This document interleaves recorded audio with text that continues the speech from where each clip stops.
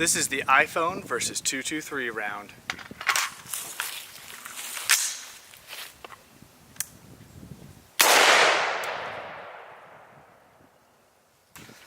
Now before any of y'all start whining about why I'm shooting an iPhone, this is an iPhone. This is my sister's iPhone, and it stopped working for her. I took it into the Apple store. They told me that the logic board was broken and that to fix it, it would cost $300. So pretty much dead for us. We're not gonna spend that much money to fix the iPhone. So that's why we're destroying this iPhone.